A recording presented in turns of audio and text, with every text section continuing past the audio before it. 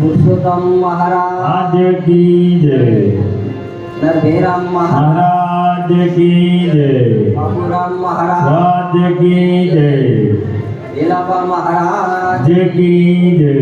सदगुरु परथीराम महाराज की जय।